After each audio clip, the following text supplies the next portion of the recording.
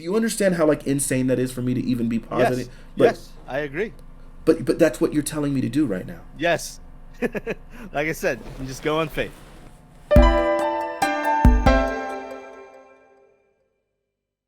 So okay, I guess for me, what I've seen in like in a lot of posts is we've had a back and forth a few times on maybe a couple times on posts rather, and a lot of times I've seen like your takes on posts and they kind of I felt like we probably had some fundamental disagreements.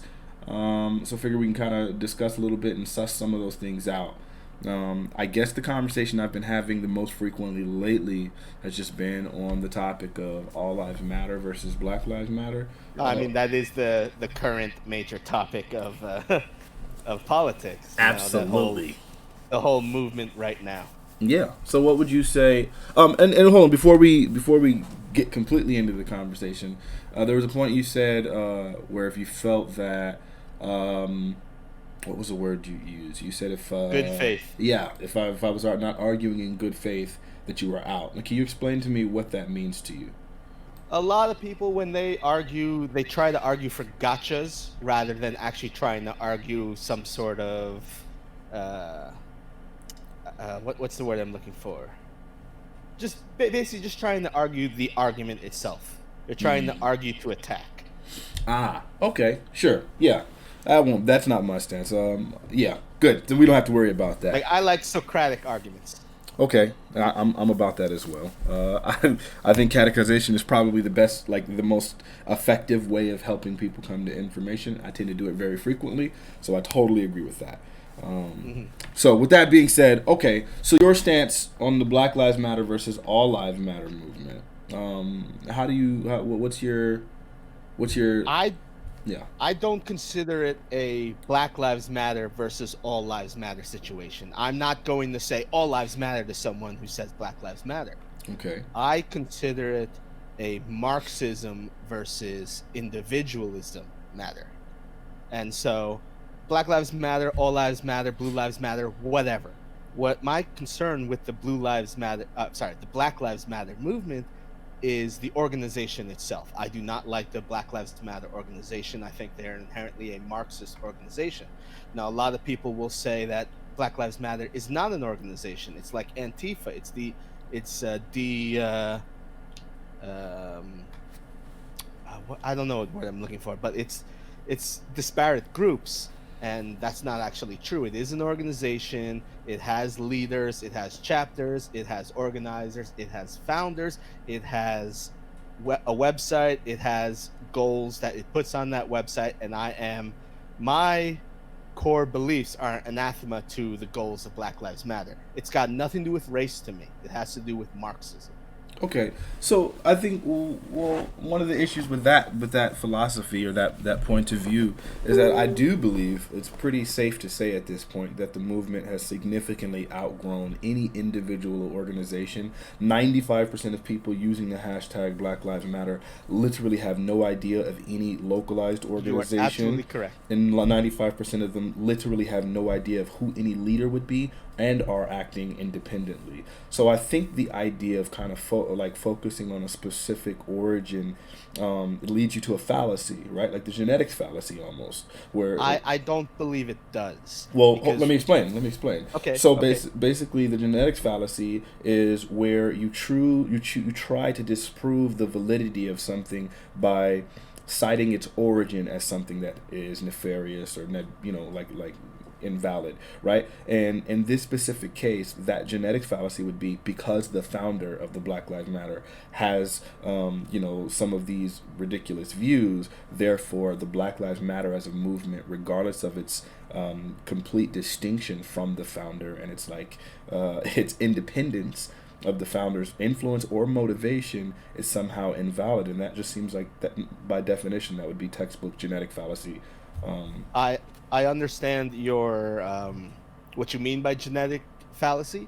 I don't believe it applies in this case because what you're seeing is the movement, even if it has grown beyond the original Black Lives Matter organization, which is still the organization which is getting all the funding whenever these Black Lives Matter movements happen when a company gives money to Black Lives Matter. They're giving it to that organization. But even though it has moved beyond that, the ideals of Black Lives Matter, beyond race, of course, I'm not talking about race, is still that original core Marxist ideals. Now we have them tearing down statues to people who have nothing to do with racism. Okay, first off, again, I'm trying to understand how, if 95% of people, as you already agreed, don't even know who the founders are or what the core ideals of the founders were of this movement, then how could you possibly say that the people that are practicing now still have ties to this Marxist ideology? I'm not saying that they have ties. I'm saying that what they're doing is still moving forward that agenda. So what 90% of what they're doing is protesting, and you feel like protesting is moving forward that agenda? Vandalizing statues. Okay, so first off, let's be clear here. Black Lives Matter has existed for the better part of a decade, and I believe it was founded in 2013. Okay, I'm not sure on the exact date. Great, the better part of a decade, and despite it being present for the better part of a decade, the vast majority, and I don't feel like I would be exaggerating or be generous at all to say that over 95% of the protests have been peaceful. So then to try, you're probably right. Okay, so then to try to point or paint the Black Lives Matter organization as something, or trying to highlight specifically something that you might feel is nefarious, while ignoring the other 95% of what Black Lives Matter is, wouldn't that seem a little bit ridiculous? Well, you just said the Black Lives Matter organization. Now, No. you're talking about 95% of people who may not even know that the organization exists. Okay, so yeah, that's where we're having a problem. So let's just get this out of the way, okay, really quickly, because I thought I'd mentioned that in the the Soviets beginning. had a term for what you're talking about. What's that? It's a derogatory term. Okay. It's called useful idiot. Okay, so here, I feel like so that we don't continue getting stuck on this. I think the problem here is that what you're doing is you're focusing on the origin again, right? Because this is that genetic fallacy again thing. No, because it's not the let me explain why. Because if the movement has gone beyond and outside of the influence of that individual organization, then to try, I don't believe it has. Okay, so then explain to me. So how could you say that it's not beyond the influence of that organization if you yourself admitted that 95% of people involved in the protest, 95% of the people using the slogan, creating the hashtag, that are part of the actual movement, which is pretty grassroots, if 95% of those people have literally no idea about any of the Marxist ideology from its founder, have literally no idea who the founder is, literally no funding or any other sphere of influence from the founder, then how could you not say that it has outgrown the founder? How could you not say that it's not outgrown its foundation? Because what they're doing still furthers that Black Lives Matter agenda. No. The organization. That's not the question. That's not the question. The question is not whether. Then I'm not quite understanding what you're asking me. I know. I'm going to rephrase it for you. So the idea is, you're basically saying that the foundation has an influence on the individuals protesting it, right?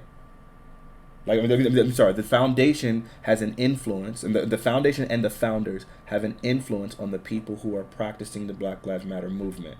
But if I'm saying that the foundational organization has influenced people to fight for a cause that they may or may not agree with. And even if they disagree with that cause, what they are doing furthers it.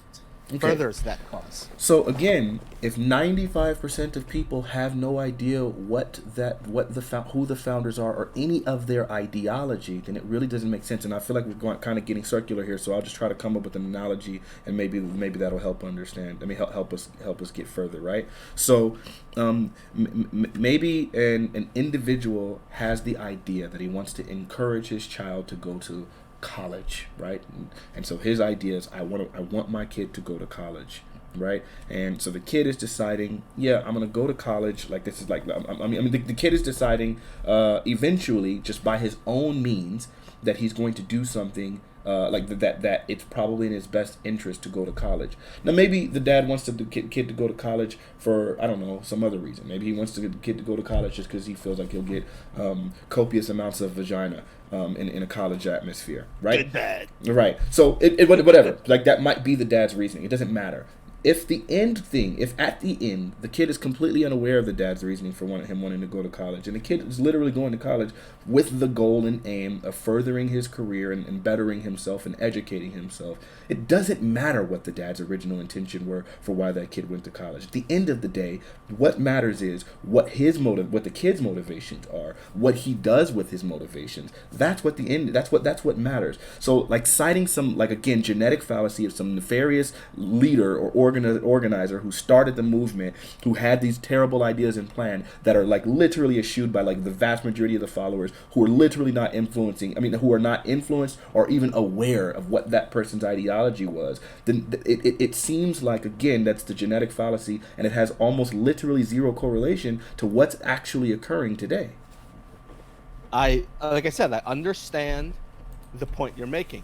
I do not agree with it, but my point is, because I don't agree with it, I will try to teach people about what the Black Lives Matter organization is actually going for. But it's irrelevant. I don't want these people to be supporting interests that they may not agree with. Okay, so but what the quote unquote organization BLM has nothing to do with the protests of the people sharing the thing. But the Black Lives Matter organization, I don't think people should be supporting. Okay, so that's a totally different. Okay, so it sounds to me like your whole concept that I probably would agree with if they are indeed Marxists is that that founding organization, even though it has literally nothing to do with 95% of people who are protesting and using the tag and trying to further the cause of quote unquote Black Lives Matter, that has completely outgrown those people. I mean, that has completely outgrown these individuals, right? You're basically saying you just don't believe that these individuals should be supported. Okay, and I think if they're Marxists, as you say, which I haven't done a lot of research about the origin, because again I felt it was completely irrelevant, because as I said, 95% of people literally have no idea who these people are, literally have no idea like what their ideology is, literally are uninformed and uninfluenced by anything that has to do with those people. So I never felt a need to look into those things. Right, but I don't even see what the information. Okay, that's a whole. Okay, great. So then we agree, Black Lives Matter. Like the slogan is not a problem. You agree that the protests. It's the organization I have a problem with, and using that slogan props up that organization. Okay, that's so now issue. We have a problem. That's exactly where the issue comes. All right, so I feel like we've come full circle. I feel like we've been going around in this rabbit hole talking about the organization, and the whole time I've been trying to get you to focus on let's move the organization. On, then. I don't think we're going to come to an agreement. Hold on, let me write that down so I make sure that we understand. So you have a problem with the Black Lives Matter slogan because it furthers, or because it supports it implicitly supports the organization Black Lives Matter. You mean tacitly? But sure, it's a tacitly support. No, I mean implicitly. Okay. Because as you said, a lot of people who use that slogan don't know that they support that they are supporting, but it's being implied with that phrase. Sure, we'll use the word implicit. I'm going to use it, whatever. It means the same thing. Supports the BLM organization. Okay, now, so that's why we originally went to the thing where I was mentioning specifically that, okay. I'm trying to make sure I can reason out why this is such an error. Okay, let's get to the point of let's say you have a realist. Okay, perfect. So say there happens to be, I don't know, a Confederate general who happened to be a good man in several ways, right? And you decided that you think it would be unhealthy to mention several good things that this general did for his society and humanitarian efforts or whatever that general did. And you said, I don't think it's good to even mention these things specifically because in some way it'll support the cause of actual racist, Confederate people, racist Southerners. Do you understand why that would be ridiculous to try to say that something that is completely removed, like Something that's But completely it's not removed. removed. That's my point. Then great. Now demonstrate to me the attachment. What is the attachment? Okay, because we've already conceded that 95% of people literally don't know them, have no influence from them, have no idea what they support, and are acting of their own volition. So then what is that influence then? Explain it to me. Because they are fighting the local politicians, the local governance, the companies to donate money and to give support to the Black Lives organization. So you have a company like No, that's not true. In most cases, they're not even talking about specifically the organization. They're talking about. I've seen God knows how many posts where people are go specifically to Black mentioning. Lives Matter, click donate.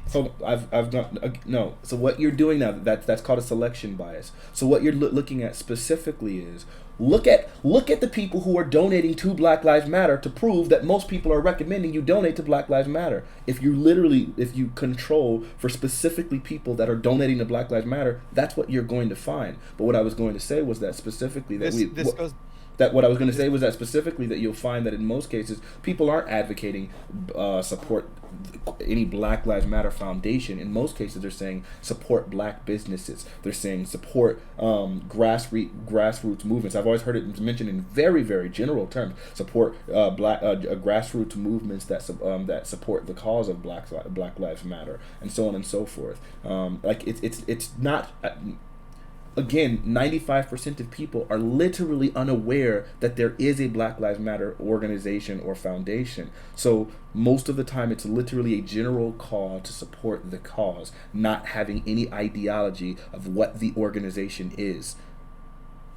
But what I'm saying is supporting that cause props up the Marxist organization. And this will just bring me back to that Soviet derogatory term, useful idiots. Even if you don't know what you're supporting, you have been convinced by propaganda to support a cause that you know nothing about.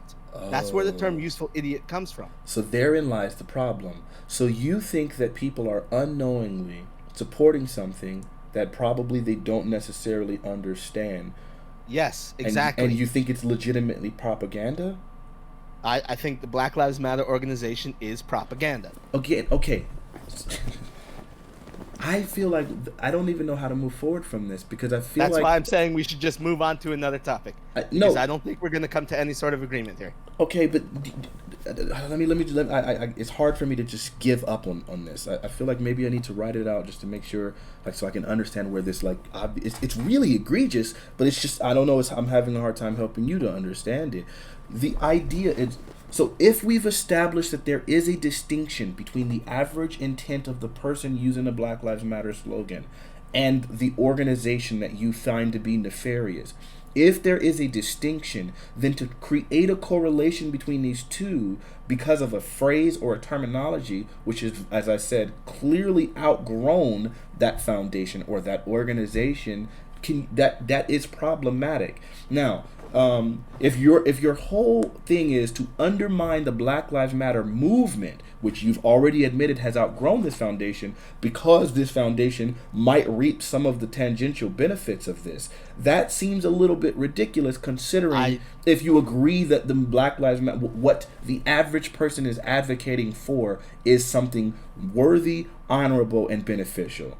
Do you disagree that the cause that the average person... agree that it is tangential. Okay. I think this entire by thing definition it is. That's not an argument. Democrats elected. I believe this is an entire political movement based on propaganda about getting Democrats elected to give them more power.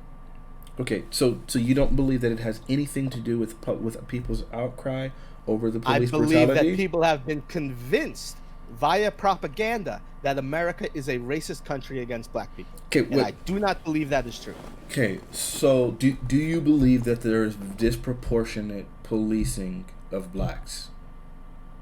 I believe there is disproportionate policing of some neighborhoods more than others. Yes, and sometimes those neighborhoods have high black populations. Okay, could we find systemically, if we were to just look at the nation as a whole, would we find a disparity if we were to only control for race when it comes to police, to policing? Would we find a disparity if we only controlled for race? If you are only controlling for race, then I will say you are committing selection bias. No. What? No. So selection bias is when you only control for a specific thing and then try to claim that that thing is the only thing. So that's literally not the same thing. So if I'm saying, here's my point. If you get into an altercation with a police officer, statistically, it is more likely as a white person for you to get shot than as a black person. However, that's a different question altogether. Black people, however, that's a different question. People tend to get into more police altercations with police officers. Okay, so again, that kind of brings us back to the original question, because you just mentioned something that was completely extraneous. We can go there if you want eventually, but right now what we're talking about is there disproportionate policing if we were to control for race? Disproportionate policing in what way? In other words, are blacks policed more than whites? Just in general, you are asking me a specific question, and I can answer that with another question. Hopefully, the question you're answering is probably on the same topic. I try to stay away from race, but since you want to bring race into it, and you ask me if are black people policed more than white people? Yes. The answer to that is obviously a yes. Okay. However, I have a question to add on to that. Sure. Are black people represented in crimes more often than whites? So here we go with the chicken before the egg situation. Like I said, these are rhetorical questions. They're not. It's not a rhetorical question. It's not a rhetorical question, because let me explain it to you. So this is a chicken before the egg situation. Let me give you an analogy. You have two people that on the first day of every week decide to commit a crime. Two different people that on the first day of every week decide to commit a crime. You decide, because you see high crime rates, you're going to look and examine, you're going to watch the people at random to determine, to just monitor their behavior to try to determine the crime. Now, you're going to watch the person number two, I don't know, 80% of the time, and you're going to monitor person number one 20% of the time. You're going to find a disparity in burglaries, right? But it's not because they're committing different levels of burglaries. It's because of the fact that you're looking for it amongst other people. You're looking for it in person number two. So because you're paying attention to number two very much more often, then you're going to catch his burglaries, even though they're not more prevalent than the other one. And this is borne out in the fact when we find out that whites and Hispanics make up 66% of all crack cocaine usage, but blacks make up 80% of the charges, arrests, and sentencing for crack cocaine usage. So if we were to look at the statistics and say blacks are representative more in crime here, that might be valid, but the fact is they're not higher representation of usage, not higher representation of distributing or selling, and they just so happen to be policed, charged, and convicted more. So yeah, they are higher representation in areas that have higher crime. So an area that has higher crime will have more police officers, and hence will have more police action. Okay, is it fair to say, again, I think you just ignored the entire thing I said about the blacks and the cocaine usage, right? Where if whites, we know statistically, whites and Hispanics... Listen, a rich white guy in a penthouse is not going to get arrested for doing coke. A rich black guy in the penthouse is probably not going to get arrested for doing coke either. Okay, so the point is, if white and Hispanic make up 66% of all crack cocaine usage, but then blacks make up 80% of all charges, arrests, and sentencing for crack cocaine usage, then the difference here is not that blacks are a higher representation of the crime being committed. It's just that they're a higher representation of policing. I will accept that argument. Okay, so but then where does it not? I will say that race may not have anything to do with that difference, it may simply be geographics. So I like how you would like to do that, but again, as I said before, if we control specifically for race, we find then you're ignoring all the other issues. Okay, what other issue would you say is confounding?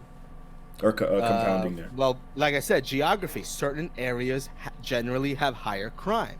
But again, if the areas that have higher crime are the areas that happen to be minority, but the minority areas are policed more, then you don't have the information to determine that those areas necessarily have higher crime than their white counterparts. It's just that they are policed more than their white counterparts, and therefore more likely to be charged and sentenced more, and therefore we can't understand that there is actually a higher rate of crime there.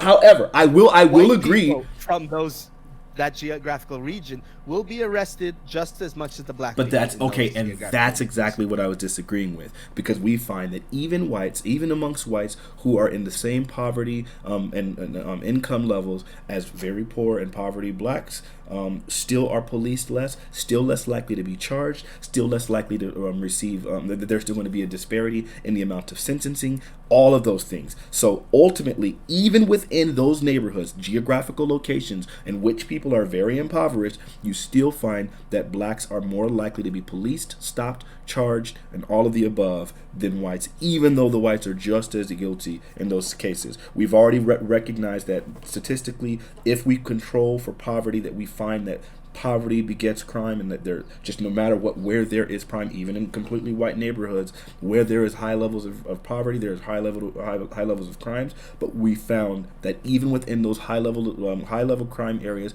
that are predominantly white, that there is still less policing, still less charging, still a disparity. So the disparity can be controlled for by race. Are those people shooting at cops though? That's what I'm talking about. Wait, you just moved the goalpost so insanely far here. No, it's talking about crime. I'm talking about crime. Right. Even if you're doing coke, if you're not committing other crimes, there's going to be less policing. So, here's another statistic to go ahead and just take a dump on everything you just said right there. The vast majority actually shows the opposite. Shows the opposite of what? That except you are correct. In that generally black people receive about a 14 to 15% longer sentences for identical crimes to white people. I will agree with you on that. Okay. But what I have seen, that's one of the reasons why we protest Black Lives Matter. What was that? That's one of the reasons why we're protesting Black Lives Matter.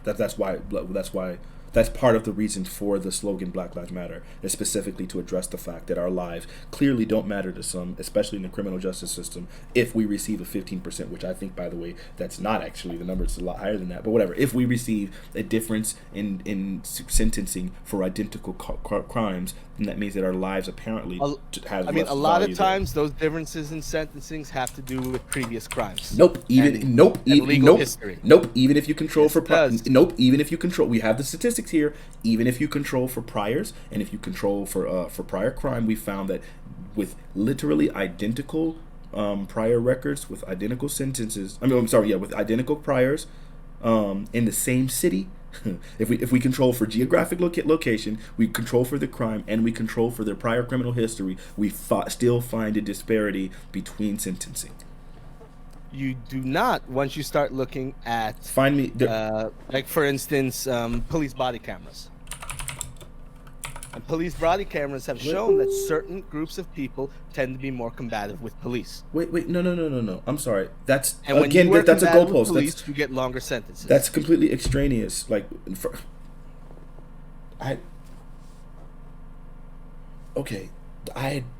don't even know how to process what's happening here. This is like an insane pivot.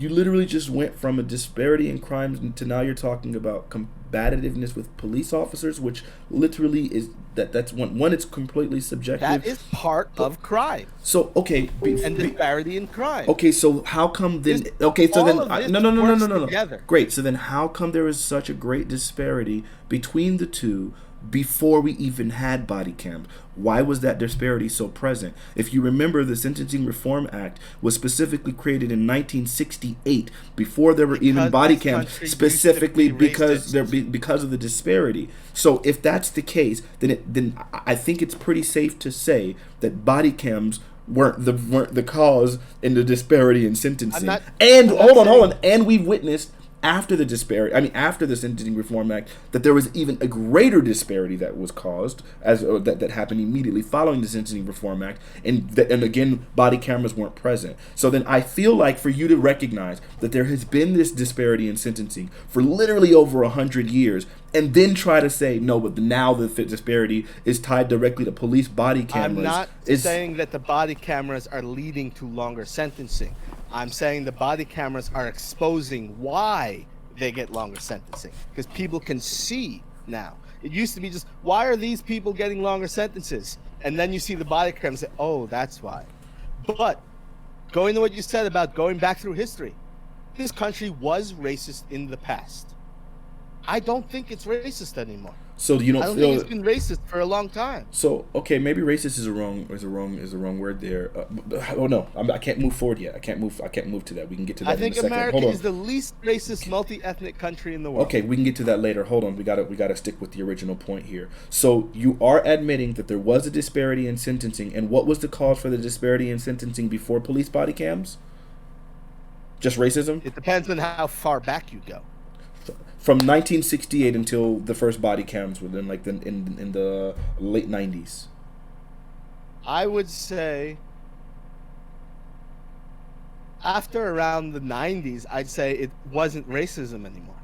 So then what was... I'd say it was combativeness and crime. Okay. So was there combativeness before the body cams? Sure there was. Body cams only started, what, like 10 years ago? Okay, so then if there was combativeness before the body cams, then... But you're saying that had nothing to do with the disparate policing at that point? I'm not saying it had nothing to do. I'm saying it's not a major part. Okay, so this is where we have a problem here, because the combativeness with the police officers isn't reflected in any way, shape, or form in the charges. You see, again, if we control, because if you're combative with a police officer and you fight a police officer, you understand that's a criminal charge, right? It's an additional charge, like resisting arrest. Exactly. So if we control for the cases in which there was no resisting arrest, we still find a disparity.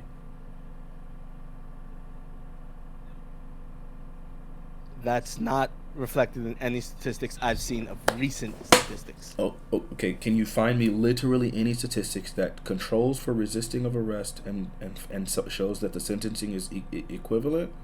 I mean, I'd have to do some research. That would probably take a few hours, and I don't have time for that right now. Okay. Oh, God, yeah, this is where it becomes a problem. We've seen literally every study ever conceived on the subject. There's literally never been a single study that has ever demonstrated in any way, shape, or form, or has ever claimed at all that there is that sentencing is equivalent. Literally not one. I've never seen a single study, but we've seen God knows how many studies to the contrary. It literally doesn't exist. I have seen many studies that say the opposite of what you've claimed, simply because certain people involved were afraid of being accused of racism. Wait, what do you mean? Like, we could give this guy 10 years, but I feel like if we gave him 10 years, we'll be accused of being racist because he's black. So let's give him less. Or let's plea deal him out. So, you're telling me that there's a thing of someone quoting that? Someone saying those words? I have seen those studies, yes. Okay. I need literally any of those. Like I said, you're making this up, bro. It give me hours to find these studies because they're not easy to find, especially with censorship on the internet the way it is. So these were like studies that weren't like on like Google Scholar or any like reputable website. Like they were just kind of like Breitbart put out something, and so then now it's kind of hard to find them. No, like for instance, the CDC published a study back in like 2016. They've removed it. Things like that. These are peer-reviewed studies, but they often get removed because they don't fit certain ideological narratives. So you, Jackson, I don't know, man. This is. Do you understand why it'd be really difficult for me to come to this conclusion that there's a study? This is generally why I don't like to talk on racial issues. No, because it's hard to discuss racial. It's not issues. hard. It's not hard if we're honest, because it seems to me like at this point now, we're going down this road. If you're being honest, you'd admit that this country is more racist against white people than black people. If you're being honest. Okay, it seems to me like we're really going down this road now, where it's like, here's data. Okay, I can show you my data that says to the contrary. It says contrary to what you're saying. I have the studies. Like, and it's not about a gotcha. It's more about the fact that at this point now, you're expecting me to just accept in blind faith that you've seen a study that is literally contrary to like the vast majority. We can like Google Scholar it right now and find 1,000 different studies to support this claim. This is not like some undiscovered topic here. We've known there's been a sentencing disparity. We've literally created the SRA in 1968 specifically to address it. We have the numbers. Like literally, there was like the First Step Act. 1968. Yeah, but we just had, what was it, the First Step Act passed by Trump in like, what was it, like 2018, in which he was like literally trying to fight Fantastic act. Right, okay, sure. The fact that he felt the need to pass that act specifically deals with the fact that there's obviously a difference in sentencing, and that those are some of the issues in the criminal justice system that we're facing. So the fact that Trump felt the need to do that means that it was indicative of a problem. Right? So then the fact that exists, we have got, again, literally every study, every piece of information on the planet, literal laws being passed, like legislation moving, like bipartisan legislation moving specifically to address this disparate sentencing, and you expect me to accept in blind faith that there is a study that you can't find because it's been censored and removed that contradicts this, that is just as valid. Do you understand how like insane that is for me to even be positive? Yes, I agree. But that's what you're telling me to do right now. Yes. Like I said, you just go on faith. There's I don't know what to say. I don't have faith in you. I'm sorry in that way, in that regard. I will never trust your anecdote or your supposed, like, you know, this is the equivalent to like the 10-year-old telling me that he lost his virginity to a 23-year-old woman, and not talking about Smash players, I'm talking about just in general. Like, this is the equivalent of that, right? Like, I guess you're just making this up. Like, I can't just accept, I can't just take your word for it. I can't. Okay. Like, so if I show you studies that show to the contrary, are you gonna, or if I show you studies that to the contrary, will you just dismiss that? Or are they from statistics from decades ago? I mean, if we look now, like the studies, like recent studies. If I showed you any recent studies that prove that there is a disparity in sentencing for blacks now, would you just disagree with those studies because of the study that you saw a long time ago that got removed? No, I'd take a look at the study. Yes, definitely. And if it disagrees with your study, then you would. I would look further into it. Okay. All right. So every study will have another study that tries to refute that original study's premise. No, not all studies. Not all studies. Well, most studies. I wouldn't even say like if the data is borne out and if it's pretty accurate and it's an honest study, most of the time there's not much to debunk. Like if we were to say a lot of time, just the data isn't enough. Okay. Sometimes you have to look at external factors. Okay, so I feel like yeah, you're basically just hand waving every study by saying, well, I don't know, there might be a study out there that like disproves it. You're also like, and I will look for those studies. Sure, but like that, yeah, it's just so then this is like an unwinnable. This is like this is not something. You're really immutable in your position if you're saying that no study is the end all because there's another study that might try to disprove it in the future. That's like literally an appeal to ignorance. I try not to talk about racial issues. But the easiest example I could think of trying to explain what I'm talking about is the gender pay gap. Sure. This is a total different conversation, and I think the gender pay gap is hogwash. Sure. It's the same kind of way that people use the same numbers to come to different points. No, but that's the point, right? Like is again, in the difference in the gender pay gap is if we control for like women who have never been married, right, and we find that the pay gap disappears, right, or is like significantly like shorter, right, like all but disappears, it's dang near equal when we control for women who have never been married. Now, so then at that point you would say, it seems like the pay gap has to do with like married women like not being on the workforce as long and so on and so forth. The choices people make in their lives. Sure. Now, the problem is when we control for studies regarding sentencing disparity, we find that there's no amount of controlling that we can do to get rid of it.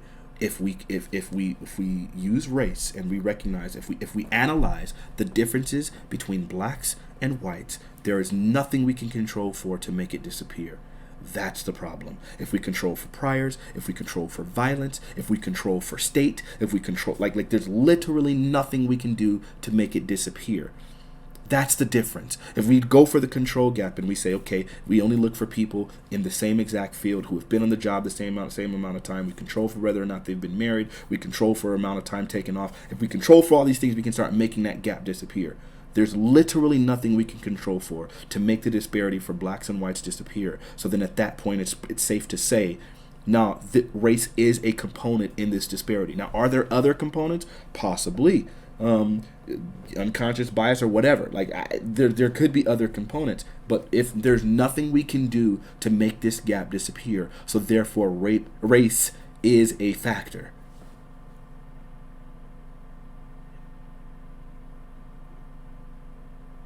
Do you understand that logically? I understand the logic you're making, yes. Which part of that do you disagree with? Like I said, I haven't seen the statistics you have seen. Okay. All right. So here, let me just, I gotta have something. Yeah, let me just open up. I gotta have, I know I definitely have something. Let me, okay. I'm sorry. You know what? I'm sorry. I think I said 1968. I meant 1986. In 1986, before the enactment of the federal mandatory minimum sentencing for crack cocaine offenses, the average federal drug sentence for African Americans was 11% higher than for whites. Right? So, that. Do you disagree with that fact? Do I need to find it on a source for you? I mean, I'm sure that was probably true. It was 1986. Okay. Racism before that, yeah. All right, great. There used to be a lot of racism in this country. Beautiful. The same thing goes on to say 4 years later, the average federal drug sentencing for African American was 49% higher. Impressive. Which is why, that was 1990 all the way till now, to which obviously Trump is trying to address that in 2016. So is it safe to say that it's probably likely that some of those same disparities were happening all the way until literally as recent as 2 years ago? Possibly. I think the First Step Act was a good move. I'm not disagreeing with that. Trying to undo a lot of some historic injustices. Oh, that's great. I totally agree with you. And some of that historic injustice was in the disparate sentencing, which existed all the way to 2018, and it obviously hasn't fully eradicated it. So then in that case, would you say, just as far as sentencing is concerned, that this country still has some systemic oppression involved in that specific area of life? The fact that Trump needed to address it in 2018? I do not like that word systemic. Is the criminal justice system not a system? It is, but generally I don't like the idea of systemic racism. No, I said oppression. Oppression. Systemic oppression. Oppression. I'm an individualist. You show me the racist, the individual. I will come to bat with you. I will help you. I will fight that person with you. Mm-hmm. But I will not fight an ephemeral idea. Okay, so here's where the problem comes into play, right? It's because would you not understand? Would you agree with the fact that it's pretty safe to say that there are various systems that we all live under that affect our lives, right? We have the government, which is a form of a system. We have the education system. We have the criminal justice system. We have welfare, which would be a system. We have the credit system. There are plenty of systems that we all live by, right? And if we find that some systems are literally designed and erected specifically to oppress a given body of people, then that definitely happens all the time. Sure. Yeah. So then at that point, then it would be fair to say that systemic oppression is real. So then why would you run from what systemic oppression is if you recognize that we do live in systems The systems that people are oppressing are, as you agreed, systems. So then to say that that system is oppressive would by definition be systemic oppression. So then why would you disagree with that? Have to point out the exact system, Sure. the exact rules within those systems that we need to take down. Okay, perfect. So within the criminal justice system, the idea that the lenience, the idea that you, I'm sorry, but stop for a moment. Every time you say the criminal justice system, I hear the Law and Order doom, doom in my head. gum gum, bro. Son, on what's the name of that show? Freaking The Office. The Office. There's a thing where Michael Scott did that, and I just literally died. I couldn't handle it. It was too much. That show's actually getting canceled. Crazy. So yeah, the criminal justice system, that's a system, right? And so when we recognize that there is a system, and that system is something that literally is unavoidable, right? Like if you commit crimes and you're charged with a crime, inextricably you're going to be involved in the criminal justice system. And if we find that that system has several mechanisms that are oppressive to specific race of people, then at that point we would probably need to be able to say that systemic oppression is real. Right? And this is my problem with what you're saying here, and I'm going to try to explain it better. The criminal justice system is sentencing black people for crimes longer than white people. That's the argument you're making. You agreed to it already. You said 15% longer, but go ahead. Now, my issue is the system is not the problem. It is a problem. Possibly racist judges who are giving longer sentences, the possibly racist DAs who are going for longer sentences against black people. That's the problem. I will help you fight against those individual people, but I will not support overthrowing the entire system.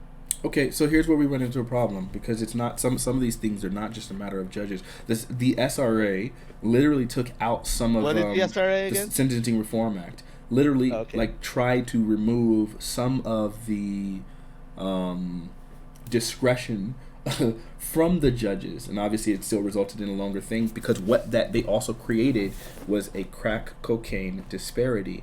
That's a systemic problem. They're charging people for crack longer than they are for cocaine, even though those drugs are identical. So I personally think all drugs should be legal. Okay, great. Do you also think that while they're not legal, that people should be treated equally and charged and sentenced equally? I agree in equality. Okay, so but that isn't happening. That's not happening.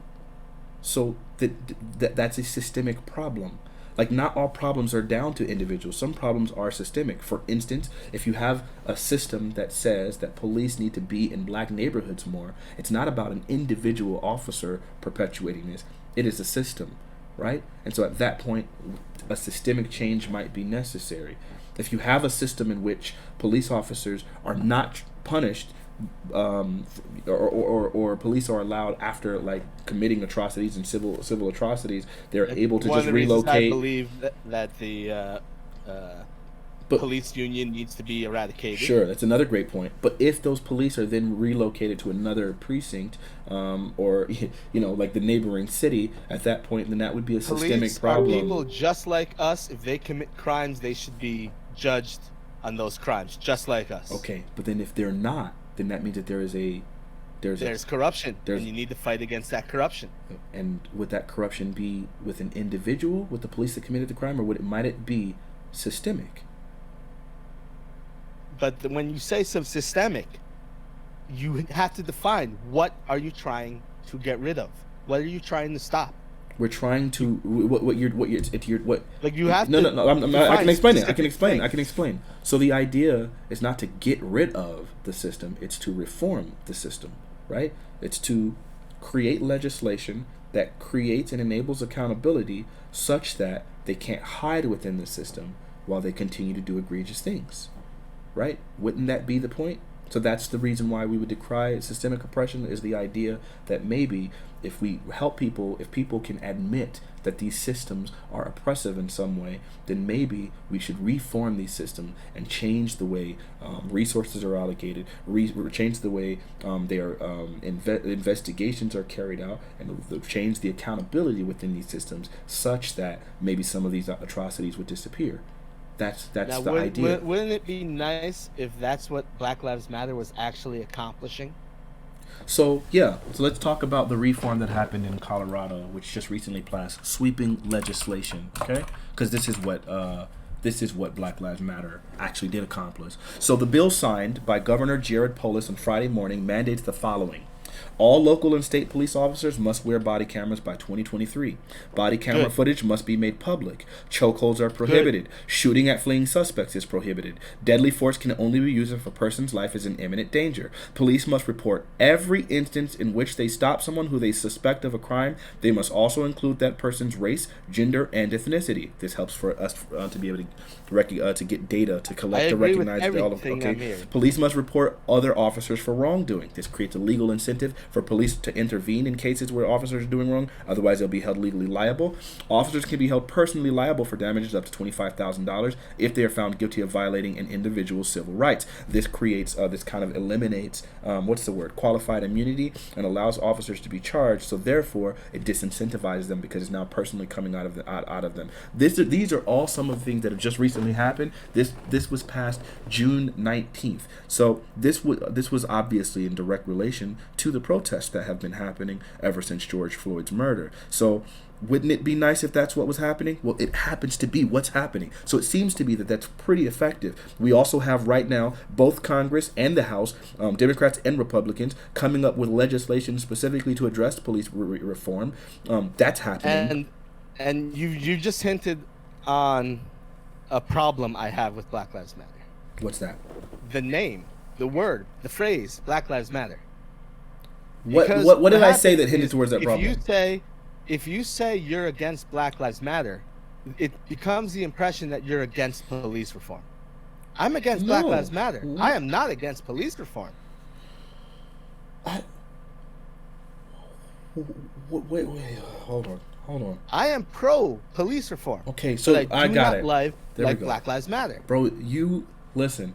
I appreciate this conversation so much because it's definitely a mental exercise. Because I have to constantly be catching all these different fallacies. To say that to be against Black Lives Matter means that you're against police reform would be to indicate that the only way that a person can believe in police reform is to believe in Black Lives Matter, which is just simply not true. There is no way that these two are not necessarily desire for police reform. Hold on. Desire for police reform is not logically necessarily causally linked to support of Black Lives Matter. So you can believe in police reform without believing in the movement Black Lives Matter. That's just that's not true in any way, shape, or form. I'm sorry. That's just not true. I think you're wrong. So, wait, hold on. You can't think I'm wrong if you're telling me you yourself don't believe in Black Lives Matter, but also believe in police reform. That means that you can believe that the two are not logically necessarily causally linked. If you go to social media and type that you are against Black Lives Matter, they will accuse you of being a coon. They'll call you a racist. You're a bootlicker. You hate Black lives, etc. There is a reason why they chose that name. So, okay, just to make sure that we're clear here, we have established the fact that those two are not, inextricably tied together, right? I don't know what... You can believe in police reform and not be tied to Black Lives Matter, right? Yes, but the purpose is... Okay, so then the problem has... No, the problem has literally nothing to do with the name Black Lives Matter. No, it has everything to do with it. So if Black Lives Matter was named, I don't know, Stand With Us, the name has literally nothing to do with people's belief in police reform. Then why are people saying, nah, bro, all lives matter? The reason why people are saying all lives matter is because they want to weaponize a defense and gaslight people into not supporting their ideology, that there is obviously systemic problems, so that they can maintain the status quo, because it becomes inconvenient to be confronted with the fact that in the country that you live in and that you respect and that you love, that there could be something so I'm answering your question, that there could be something so egregious as systemic racism, and that there are people that are obviously systemically oppressed, that that confrontation is very, very uncomfortable, and it's very much, they would much rather turn their head and maintain their lives, and that's why people choose to chant all lives matter. No, what Black Lives Matter is doing is they are racializing police brutality. Police brutality is and disproportionately police police reform. police brutality is disproportionately targeting blacks, which is what why the Black Lives Matter is protesting it. I believe there was I can't believe, I don't know Do if you it disagree with was that statement? Stanford or Harvard who did a study a few years ago, and they determined that police officers were less likely to brutalize black suspects Find me because they that. were afraid of being accused of being a racist. Okay, good. Show me that. Show me that statistic. I mean, show me that study. Let's see if I can find it. Who knows?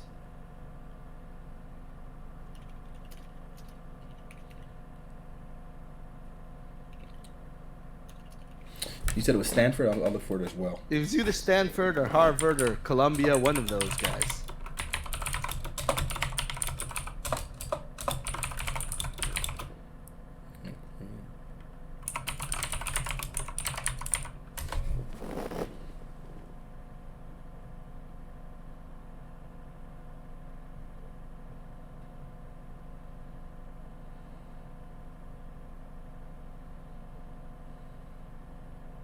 It's always kind of hard to find this stuff on Google.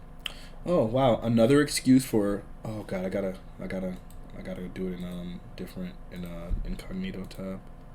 Hold on, here we go. This seems like this one's a pretty good one. Right. But like I said, I generally try not to talk about race stuff. My political beliefs are more about rights. Well, but so if I mean I don't know, it's kind of hard not to talk I mean, right about. now, unfortunately, the entire conversation is around BLM. Well, yeah, because I mean that's literally probably the most impactful. It's been the most impactful mechanism for change. We've seen reform, we've seen systemic changes that are unprecedented, unlike anything we've ever experienced in our entire lifetime and the lifetime of my mother. I've never seen changes to this degree, and I think that they are in large part due to the protests. And I think, And I think in and I large think, part, a lot of these and- changes have been bad. and I think a large part of the protests have been galvanized by the phrase and slogan "Black Lives Matter." It has been the rallying call. What specific changes do you think that have happened? Do you think are bad? Defunding police officers, for instance. Um, when you hear the phrase "defund police officers," what do you think that means? Either it means eradicating, which is the extreme route, or simply moving funds around away from police officers to other departments. And I don't believe having less police officers on the street is a good thing. I Okay. think if we need to get rid of anything, it's the police unions. All right, hold on. Just to make sure that we're here, I can link you this study. I don't believe here. in any public sector unions in general.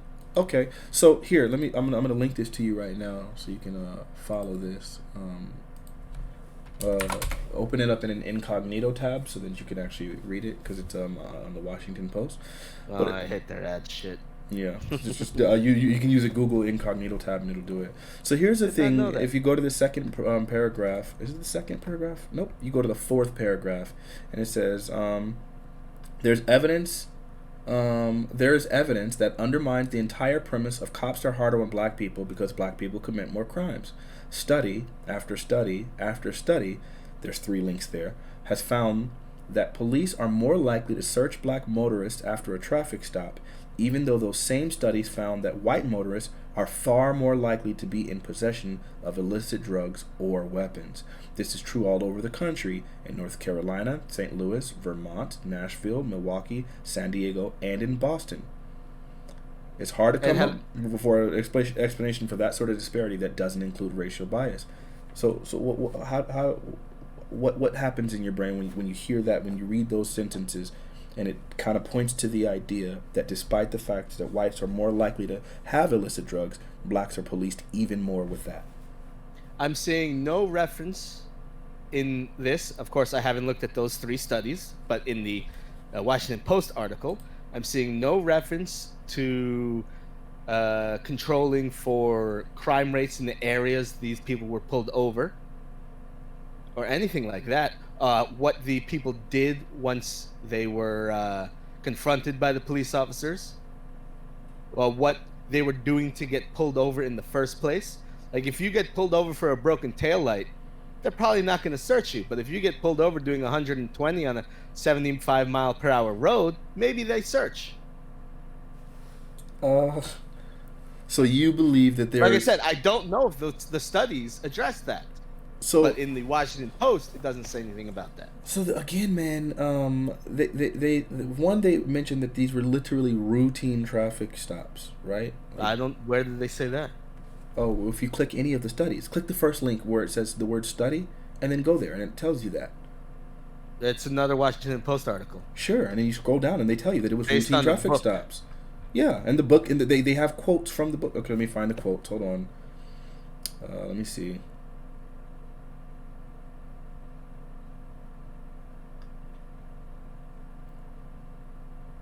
Also, it looks like the study is based on traffic stops from the 90s. That was 20 years ago.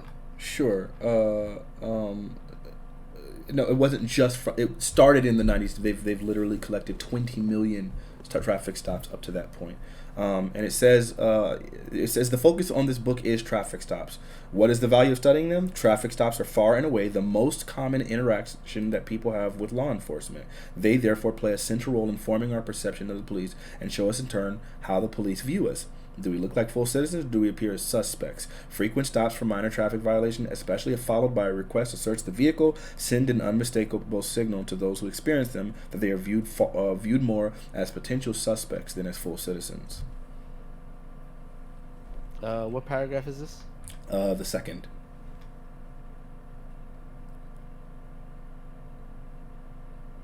Oh, and here it is. Even said, the third one's even better. In the late 1990s, the concept of "quote-unquote" driving while black began getting national attention. North Carolina became the first state to mandate the collection of traffic stop data in 1999. So it was really, really late in that year, right?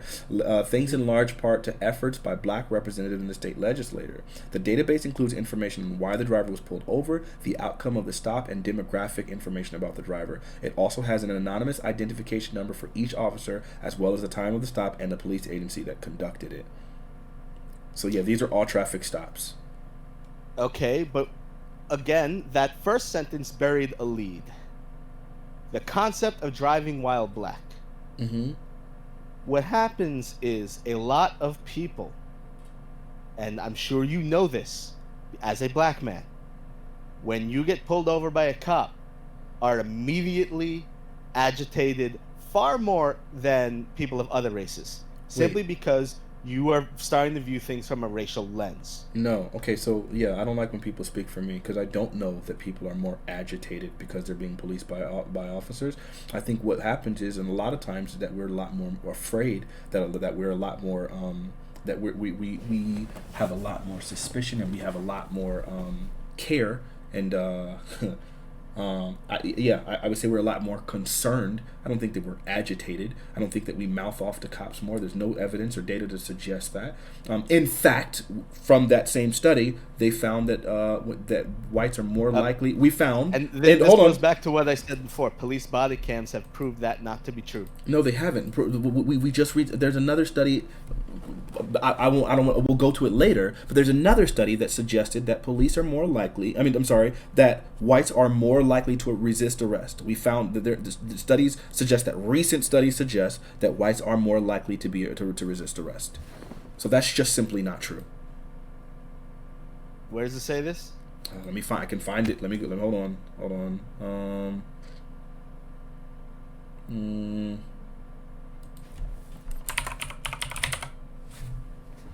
Chicago police use more force against black people, even though white people are more likely to. That was in that same Washington Post article, the first one. Not when you click to go to the next part of the study.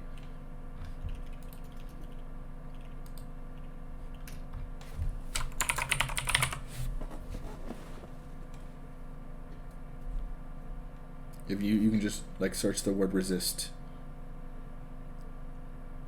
I lost the page. It disappeared on me. God damn it. It's in your. The link is still there. Ouch. Yeah, have you ever seen those sovereign citizen videos? No, that's a derailment. That's a derailment. No, we're not going there. Because those videos are actually those are comedy, to be honest. But yeah. So yeah, well, the whites are more likely to resist arrest. Like that's just factually evident.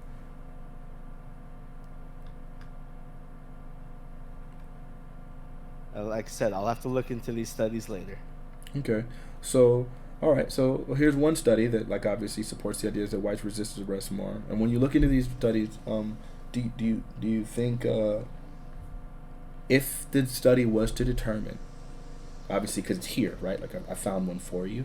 If you were to take that at face value, then would it give credence to the argument that police are disproportionately brutalizing black people and disproportionately policing black people, even though, and if you're taking that at face value, then that would mean that there is probably some form of racism like that's happening there, and that would be systemically oppressive, right? Yeah, but that was never my argument for Black Lives Matter. Oh, no, that's my argument for Black Lives Matter. Okay. Yeah, and this is generally why I try not to talk racial issues, because we're both having different arguments with each other. No, I established very, very clearly from the very beginning of this argument that 95% of people that are using the phrase Black Lives Matter are not supporting a Marxist ideology, that the movement has outgrown the Marxist ideology that you claimed it originally had, and that the vast majority of people are decrying things like systemic oppression, such as disproportionate police brutality against blacks. I've mentioned that from the very beginning. That has been the argument. And it's not, this isn't a personal thing. If you were to Google it, hold on, let me finish. Let me finish. This is not my personal opinion. This is not something that I'm saying. This is just what I believe. This is what I want. If we want to look, we can look at the hashtag and search that has been one of the rallying causes. Like if we look at the average protests have been specifically talking about police brutality. Like that has been the reason. So if you're combining the phrase of stop police brutality with Black Lives Matter, then obviously then it's probably reasonable to assume that the police brutality that you're talking about specifically is what is affecting black lives, which is disproportionate. So that has been the claim this entire time. Here's a study to suggest that what we're saying is true and valid. It's not completely unfounded. So then at this point, for you to sit here and try to rephrase and repurpose the movement towards some Marxist ideology when we have protest after protest and claim and hashtag and all sorts of study and all sorts of data that clearly represents what the argument is about, then that means that you're intentionally misconstruing an argument that is a straw man. No. Not at all. My argument has always been that the people who are supporting Black Lives Matter are supporting the organization Black Lives Matter and their Marxist ideology, even if they don't know that they're doing it. That's been my argument since minute one. Okay, so yeah, again, so you're generally this is why I try not to have discussions about race. So the problem here isn't that you shouldn't have discussions about race. The problem here is that you're literally refusing to accept the data at face value that concludes that race is a big compounding factor for why specifically for disparate treatment. Like for disparate treatment in the data from that data has nothing to do with my argument, though. Wait. The data has everything to do with the reason why people are protesting. That data has nothing to do with my issues with the Black Lives Matter organization. Okay, but the thing that's motivating the people to protest in the first place is that data, which is irrelevant to my dislike for Black Lives Matter. So, okay, we're doing that thing again where we're going to talk around in circles. Look, if you've already concluded that 95% of the people that are protesting are not attached or associated in any way, shape, or form with the original foundation, then at that point, focusing on that organization as opposed to literally the millions of people protesting and what their cause and what their issues are is legitimately disingenuous, and it's legitimately strawmanning. I disagree, and we're at the same exact spot where we were an hour ago. Okay, so moving past that's, I don't know why you took us back there. So that has always been my point. You tried to move us on. No, you to a place that I really didn't care about. Okay, so if I recall correctly, you specifically said we should move on because of the fact that we weren't going to agree move on that. Away from Black Lives Matter. All right, so then now we're talking about the fact that there is systemic oppression in the country, and the data suggests it. There's disparate policing, disparate police brutality, disparate sentencing. We've read that's what we've been talking about this time, and now I found studies to you to suggest it, and then you took us back to Black Lives Matter. So do you agree that there is disparate sentencing, disparate policing, and that the criminal justice system disproportionately oppresses African Americans in this country? Historically, yes, I've said that. Not just historically, currently, recently. Obviously, we just recently passed a law literally less than 2 years ago specifically to address that by good old Trump. So at that point, then we have to say it's not just historically, it's recently, and it's currently. Is there any data recently since that 2018 thing that has shown that it has completely eradicated the disparate treatment, the disparate brutality, and the disparate sentencing of blacks in the criminal justice system? If there's no new data to suggest otherwise, then why would we have any reason to conclude that the things that existed historically aren't still currently happening? So what you're saying is there has been progress. What I'm saying is that the progress has not been effective enough, and that there are still currently, yes, there has been progress. I'm not disagreeing with that. Yes, there's been progress, but there's still a long way to go, and there still is disparate treatment in the criminal justice system for blacks.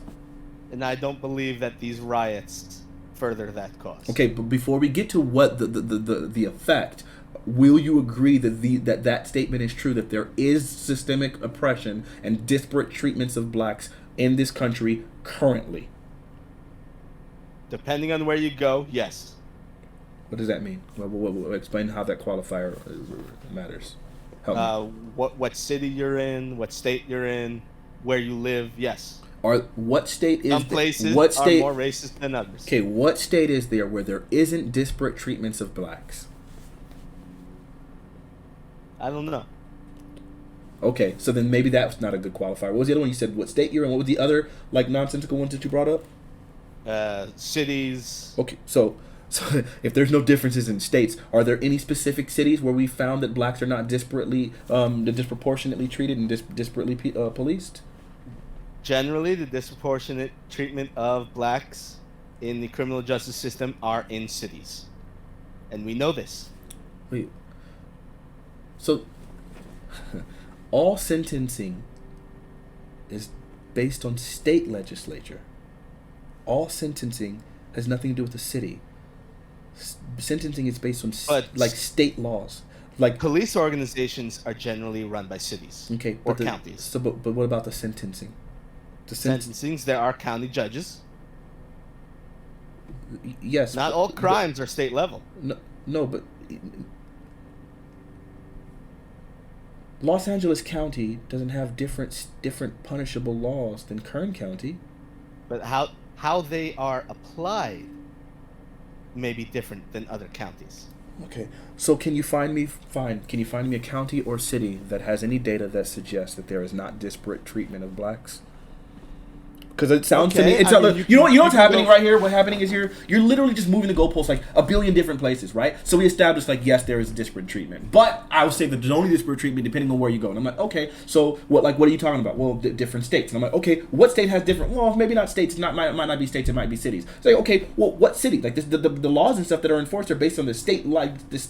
It's like, well, yeah, but there's county judges. So okay, so the county judges still have to be sitting based on the state. It's like, yeah, but I don't know. It really, they have different ways of different styles of you just keep moving the goalposts. See how different cities and different counties apply their laws differently. But it doesn't matter if we control for so then you're saying that you have data where there's the data is controlled for county, and that we've witnessed that there is not a disparate treatment from blacks and whites within a county? Until you can prove to me that a county is racist, I will not accept that a county is racist. That's not the question I asked. That's no. That somebody or a group of people are racist. You cannot just say, they're racist. I didn't say that all people are racist. What I did say is that there is disparate treatments among blacks at literally every level in the criminal justice system, and you have yet to show me any data that suggests otherwise. If you could pinpoint the exact cases, I will go to bat and fight with you on it. But I will not accept ephemeral ideas. I gotta look up the word ephemeral. I don't know what that word means. I think I understand from context, but yeah. Basically, mystical. Or maybe no bad dictionary. What? Let's try what Merriam-Webster. Yeah, no, ephemeral doesn't apply here. What are you trying to say? Basically, ideas that are on a whisper. They don't really mean anything. Oh, yeah, They're just something you say. Yo, you mean ethereal? Maybe I am messing that word up. Yeah, Maybe it's I'm okay. meaning No, ethereal. the word's not. I don't care about the word. Like I'm trying to understand what you meant. So there's nothing ethereal about the idea. When you can't claim that the idea is ethereal when you've just admitted that the studies are, when I've linked you studies that show that there is real, like, disparate treatment among black people. And I've said, if you want to pinpoint the exact people involved, I will go to bat and fight with you for it. But if we're recognizing that it's happening at a systemic level, then trying to fix individual issues when the system is problematic that's ineffective. At my core an individualist. Okay, I get you can be an individualist, but you do recognize that we live and we have to function within systems. Society is built on civil systems. That's literally how things function. So ultimately, whether or not you're an individual or not, the fact is that these systems are in place, these systems have power, these systems can be oppressive, and these systems have to be addressed. And every person in those systems should be judged as an individual. That is my point. And everything within those systems should be judged on an individual basis. Yeah, so I feel like what's happening here is like you're choosing to rephrase or choosing to focus on individuals so as to deflect from the idea that we now have data that suggests that what you were saying originally was wrong, and that we do recognize that systemically blacks are oppressed, and now you're saying I'd rather look at them as individuals. I've been saying from the beginning about individual cases. Right, but here's the problem, is that these individual cases are guided by systems like the Sentencing Reform Act. I don't know. I never read some that. Some individual discretion is removed because of the system, because of the Reform Act. Because the mandatory minimum sentencing, or like there's 3 strike laws, like those are systemic changes. So you can't just say it's an individual in a system, because the judge doesn't have a choice. After someone gets when someone got 3 violent laws, 3 violent felonies. No, if they had 3 felonies and one of which was violent, then those people were literally punished to life in prison. That wasn't up to a judge. It wasn't based on his discretion. It was literally law at that point. It was a federal law. And that's what I mean. You've pointed out the specific thing. Now let's take care of it. Okay, so then at that point, then you would say that we would need systemic reform in the area of the criminal justice system as far as sentencing is concerned, correct? On that specific law, yes. Okay, great. So that's just one. Do you understand how absurd it is, like, that we've gone this far? Oh, you know what? Nope. I'm not going to be that parent. Okay, so it's good. I'm glad that you're willing to admit that. I think it's a beautiful thing. So now that's something that we could rally together on, right? Like the idea that within the criminal justice system, that's just one that I finally had the wherewithal to point out to you. But so then, yeah, at that point, that's a systemic change that needs to happen, right? And then like the police reform thing, as far as unions, that's another system that protects police officers, right? So that's another systemic change that needs to happen, right? Like you agreed with that. You felt like that there should be reform in the forms of like getting rid of the unions. I think it starts with police unions. Okay, so that's another systemic form. So then at this point, I don't think that you have a problem necessarily with overall the idea of ever having systemic change or addressing not. systems. It's just it needs to be made very clear to you what exactly the system specific. is. You need to pinpoint ideas. You can't just say the system needs to change. You need to tell me what in that system needs to change. Okay. All right. So yeah. All right. Dang, this has been a very long road. Okay. So ultimately. So then you don't have a problem overall admitting that there is systemic oppression, and I think that this has been a very arduous conversation, to be honest. But to me, I feel like it's a beautiful thing that we can at least agree that there are systems in place that are oppressive and that probably need addressing. Now, if we wanted to start getting into like what specific systems, that's obviously another conversation that I am absolutely willing to have. But we've taken a long journey getting here, but we got here. That's the beauty of it. So there are systems that are oppressive. So then it's safe to say you believe in systemic oppression. In some cases, yes. Jaxel, I respect you. Thank you for for coming around. Look, the thing is, that I think that's important to note in these kind of conversations is that there's a lot that a lot of us have in common, and it's that we have such a hard time because we have so many barriers, and it takes so much to get around these things. Because I genuinely believe in the beginning, had I just mentioned systemic oppression, you probably would have disagreed. But it doesn't matter because we're here. I think the issue is what I was talking about before about having two different conversations. When you say BLM, I hear a different thing. When I hear BLM, I hear something different than what you hear when someone says BLM. Yeah, I try my best to kind of remove like the subjective opinion about things and kind of look more towards the data.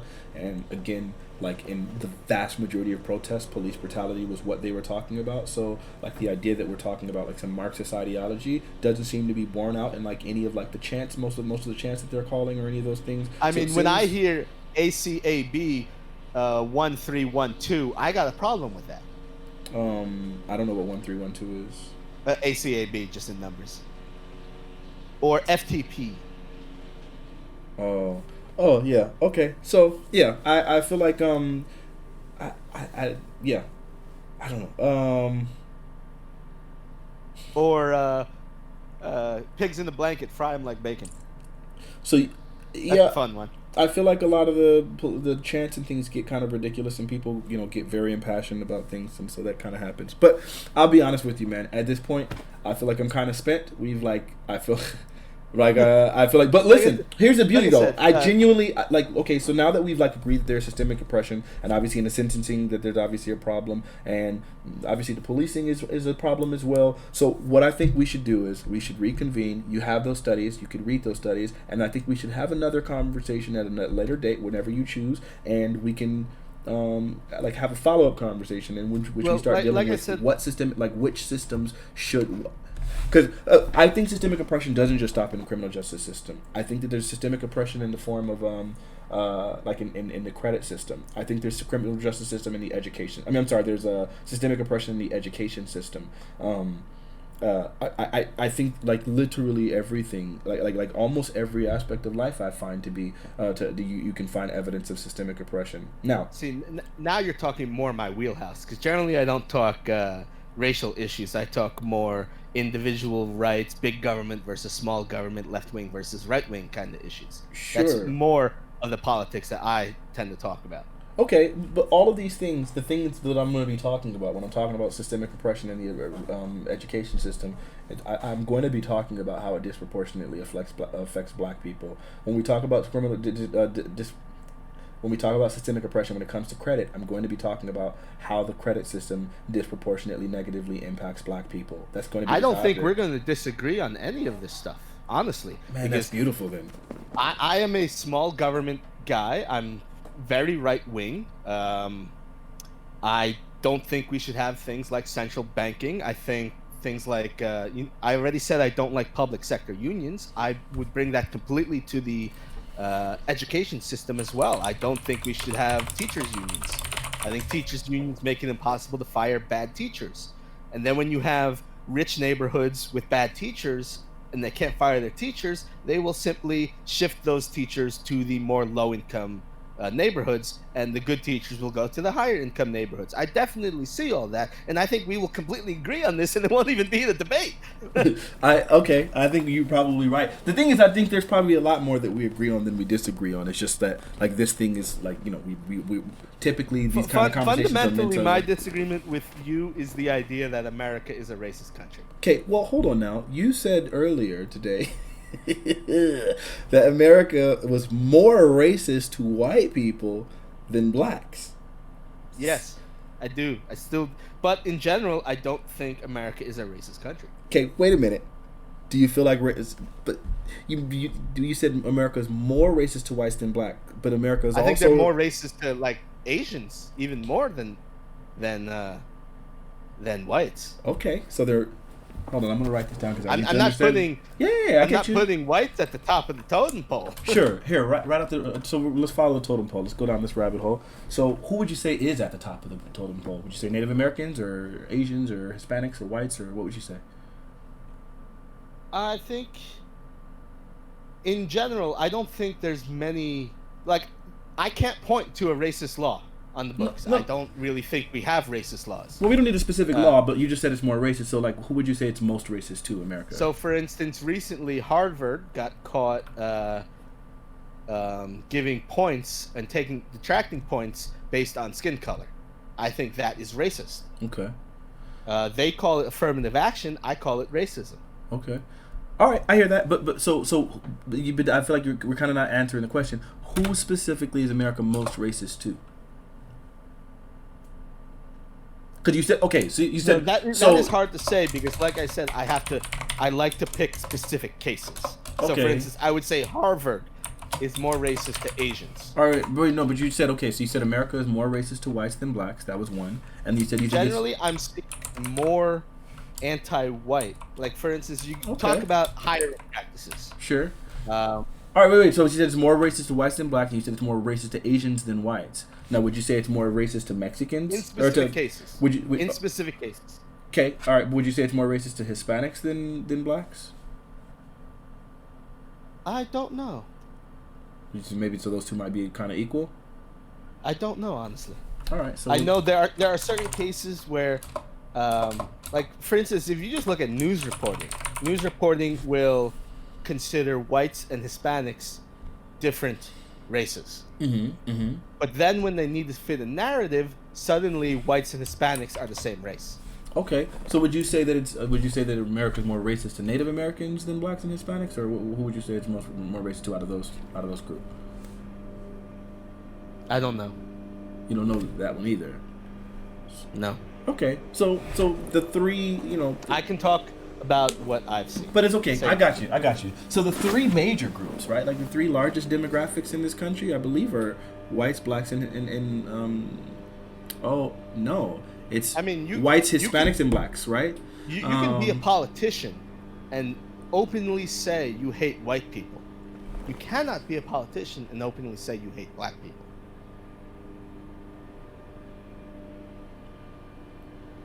My brain.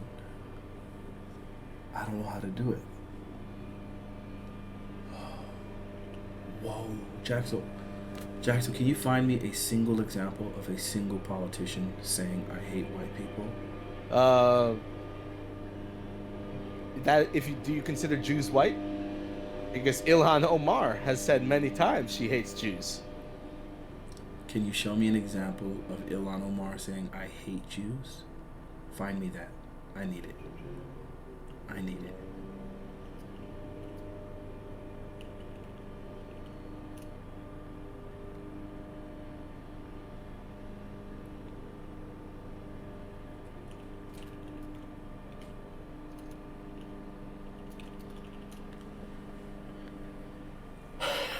I cannot find the exact quote, but Ilhan Omar said something about the Jews have hypnotized the world. I don't remember the exact quote, and I can't find it right now. Okay, so she has a belief about, like, maybe some of this political and geopolitical influence of Jews. Is there a difference between that and I hate Jews? Yes. Okay, so she didn't say that. She didn't specifically say Shut up, hate, Jeff. but there is an implication. I'm done reading chat. I'm sorry. I'll go read the chat. I'm an idiot. Oh my god.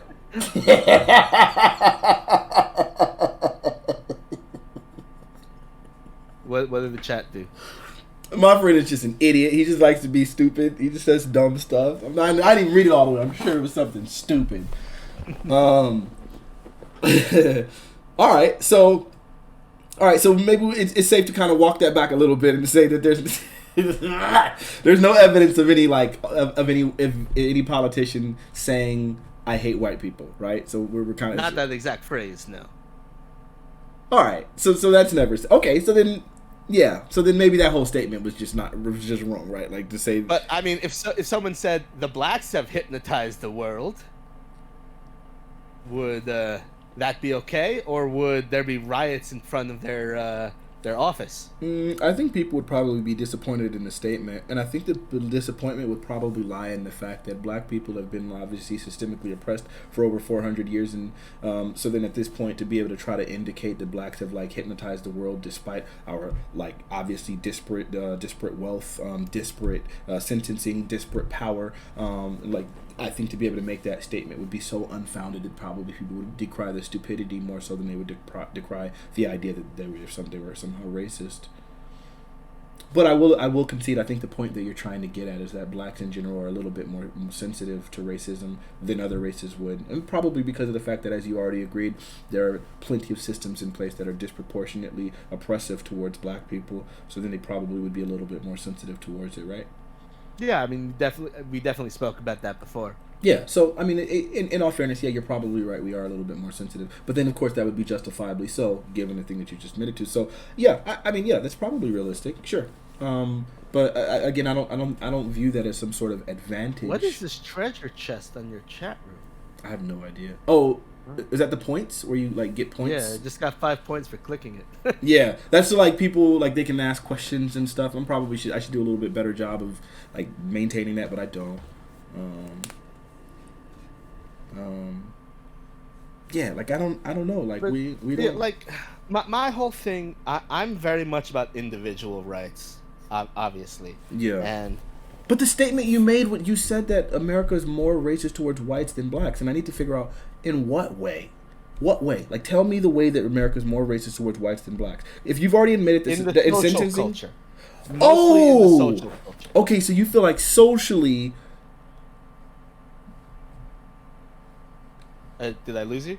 Well, yeah, you lost me a long time ago because no, because like if we're talking about, so if you're saying socially, well, oh my god, are you talking about like on Twitter? Because if you're talking about like socially, America's more racist towards whites than blacks, even though I disagree with that. I just news. Okay, but I disagree with that statement altogether. Television. But sure, if that's oh god, bro, you couldn't be more wrong. This is crazy.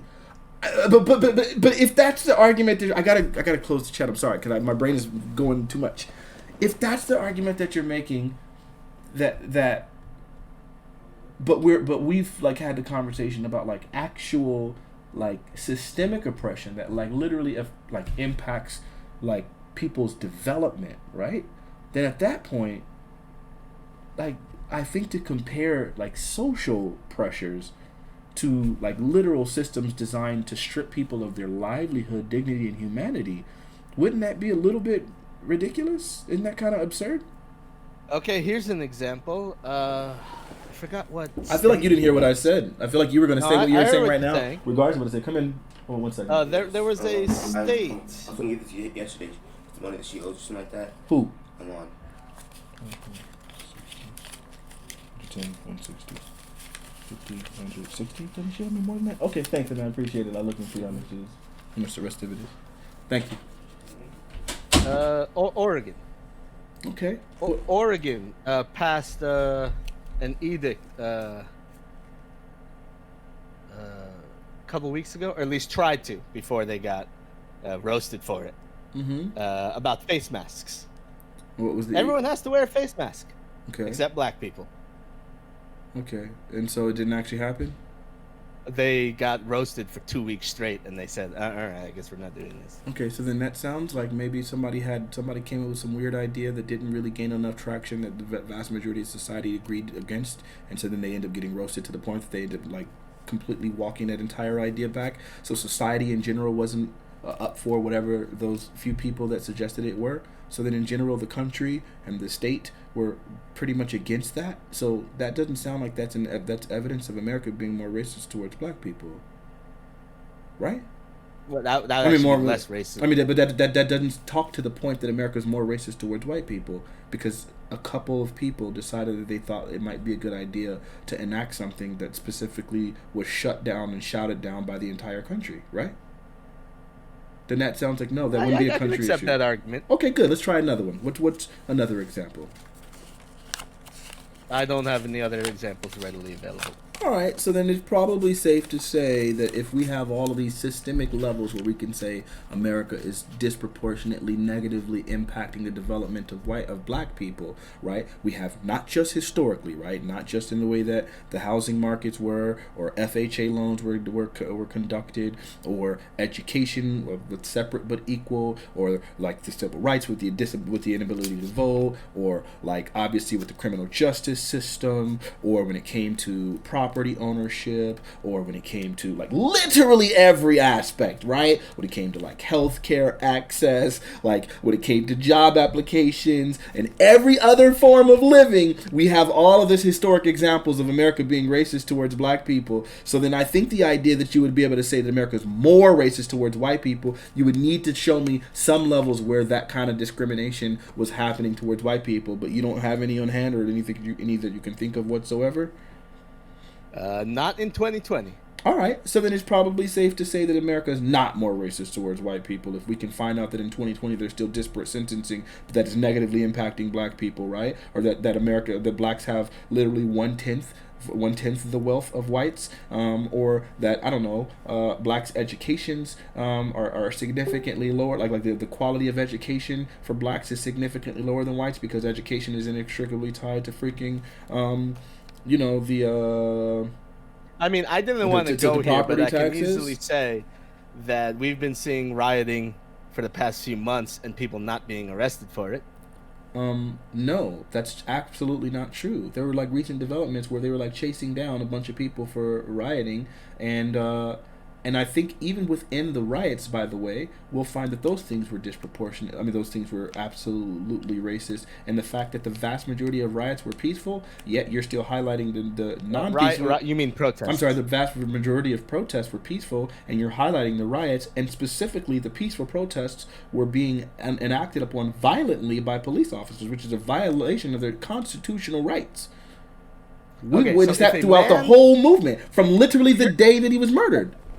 If you're sitting in your car and a man walks up to you and he's got an AR-15 strapped to his chest, his hand on the handle, other hand on the barrel. Oh, I feel like you just pivoted. You're pivoting really hard. No, because he walks up to your car and says, "You owe me money for reparations." You think he should be arrested? That's extortion. Okay, so let me ask you a question really quick. I feel like this whole time I didn't know you were a dancer, because it seems to me like your ability to pivot is like on the next level, right? Because we're talking about the protests and whether or not the protesters were being arrested, and you specifically now just jump to a whole other topic. I'm talking about cases where people are not being arrested for committing crimes. Okay, no, we were talking about the protesters and the rioters not being arrested for crimes. That's what you mentioned, and that's what I addressed. Are you going to deal with that, or do you want to just pivot to this next thing? And I'm talking about a specific case of people not being arrested. Okay, so while committing crimes during these protests. So I feel like you just want to move on now that I've like addressed the thing that you said, and you just want to just like drop that one. I'm giving you examples that refute the statement you're making. No, the statement you made was specifically about whether the rioters during the George Floyd protests were arrested. That was the statement you made. And I addressed it by talking about the fact that peaceful protesters were enacted upon violently by police officers. That's what Generally, they were not. It was we went an entire month where no one was getting arrested or even attacked by police officers. There's literally not a month that has happened since George Floyd's killing in which there weren't people being tear gassed and sprayed. And hit with rubber bullets. There's not been a 1 month that has passed by in which that hasn't occurred. Literally not one. You have many cities throughout the country where cops have been told to stand down. Okay, and there are many cities throughout the countries where they were okay. So just so we're clear here, okay. George Floyd died on May 25th. Okay, the protests have only been going on from then until now. It hasn't even been 7 weeks. So then you can't say there's been months where there hasn't been any violence, because there's been an entire month. Okay, so which month? The month of June? Because I'll show you all sorts of violence there. Was it May during the month of May? Because the very first day, the very first protest was the one that got tear gassed and sprayed with rubber bullets before they burned the police station down. Like that. So which month? Was it the month of May or the month of June? For instance, we've got 3 weeks of the Chaz in Seattle. You have Minneapolis. Okay, so pretty much burnt to the ground. You're saying in the month of June, no one was arrested? Is that what you're saying? People were not being arrested in Chaz. Oh, okay. No, so in the month of June, you said it was months, right? So in the month of June, are you claiming that no one was arrested? I am talking about specific cities. Okay, so now we're no longer talking about months. This is that goalpost movement again. There you go again. So you first mentioned that you said there were months. Now you recognize that there's only been 1 month, and now you're saying it's not about the month. You're saying specific locations weren't arrested. Yes. Okay. Places where, all right. where the police were being told to stand down. Okay. So you do recognize.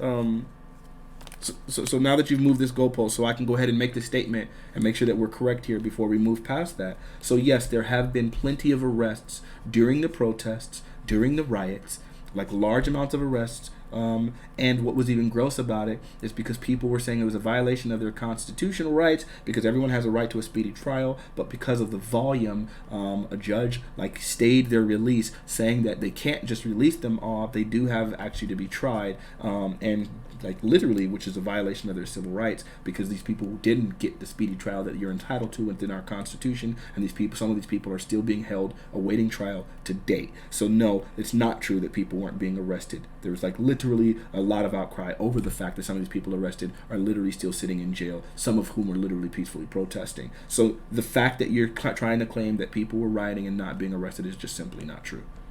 The Chaz was a major act of sedition that lasted 3 weeks. Okay. They took control of a Capitol Hill zone, and they were not arrested for doing so. Okay. Have they been arrested? The mayor, Jenny Durkin, allowed it to happen. Have they been arrested now? Yes. Oh, okay. So then, yeah, we're not talking about 3 people. Oh, okay. So some people were arrested for Chaz. Okay. So that's not a situation where it's gone completely where they've been completely exempt from prosecution, and it took right? them 3 weeks. Okay. So all right. So it wasn't even a whole month, but yeah. So it took them 3 weeks, and even control of an entire city for 3 weeks. And even it wasn't a whole city; it was just a little section. Well, it was 6 city blocks. Yeah. And even while they weren't going directly into that city block, as they were trying to figure out how to logistically do so without just slaughtering all of the people in there, which would have probably caused an insane amount of outcry, they were still arresting people around Chaz. They were still arresting people within the city. They just didn't take over that little blockade or whatever. So yeah, I think the statement that you were making that people weren't being arrested and that even within miles of Chaz, people were getting arrested and charged, and that's been happening for the entire time. So there's literally not been a month that there wasn't violence enacted on people for peacefully protesting. There has not been a month where people who were rioting and things weren't being charged. They've done investigations. There was a woman who set a car on fire, and the FBI did an investigation through tracing. I actually made a post about it on my Facebook page about they literally traced down her shirt and to be able to find out where she bought the shirt, to end up finding the person who was responsible. She was a white woman, but yeah, they ended up finding her and arrested her. So yeah, no, the fact that you're making up these claims that people just weren't arrested or people weren't charged, that people were just allowed to protest and riot, is just simply not true. There were literal rubber bullets happening to people. They were dispersing them, tear gassing people, and all sorts of violent atrocities were happening. So yeah, that's just simply not true. So okay, again, so we're sure that that's not an example of where America was extremely lenient to blacks. We've also found out in places like Utah where the protests were overwhelmingly white. So this whole talking point is just completely, I am hand waving it all because it's literally nonsense. It's literally contrary to literally any information. A simple Google search will show you that. We have God knows how many video examples and protesters, of reporters being shot by bullets for literally just being there and trying to record the protests that were peaceful. So no, that's just simply not true. So do you have any other examples in which America is more racist towards white people? I mean, you want to talk about 1,000 people committing crimes and only 3 of them getting arrested and trying to hand wave that away? Sure, whatever, fine, hand it away. Let's move on. Okay, so can you give me an example of America being more racist towards white people? Why bother? You're not arguing in good faith at this point. Chaz wasn't even specifically black. Matter of fact, the vast majority of people in Chaz were white. How is that bad faith? How does that even speak to your argument?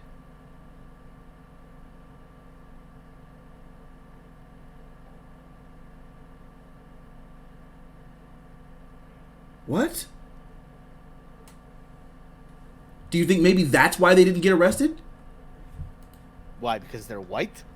I don't know if that, like, what's gonna like. Your argument has been like, yo, they're letting black people get away with stuff, and that they're more racist towards white people. And then here we are, we have a situation in Chaz, which was like literally predominantly white, like, and then they weren't arresting them, and you were trying to use that as an argument for why they were letting blacks get away with bloody murder, but it turns out they were actually white people. So, I mean, that's not true, but sure. Wait, which part isn't true? That Chaz was The fact majority white? it was the white people. No, Chaz was majority white. So, for instance, let's look at Raz Simone. He's passing out guns from his. First of all, I think passing out guns should be legal, but in Seattle, it's not. He's passing out guns. He's holding people at gunpoint. So, and they didn't arrest him. Okay, so are you willing to admit that Chaz was majority white? I do not know the demographics of Chaz, but I see people committing crimes irrelevant of the color, and they weren't getting arrested. Okay, so then that doesn't speak to the argument, because your argument was that that America was more racist towards white. But if Chaz was majority white, then talking about the fact that people in Chaz weren't getting arrested really speaks against your argument. So do you have another argument that you would like to go to that like kind of better demonstrates the idea that whites are that whites are treated worse than blacks?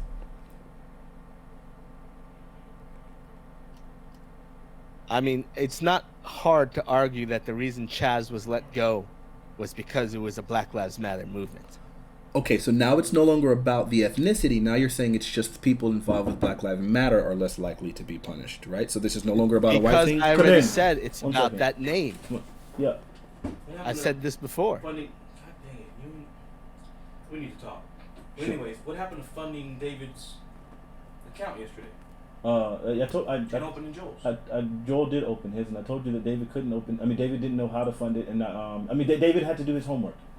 David was doing his homework, and I was like, okay, well then we'll have to do it afterwards, and yeah, we just didn't get a chance to do it. But he was busy. No. Yeah, I had to leave at 9. And he didn't wake up until 4. Do you really need? Okay, really quick.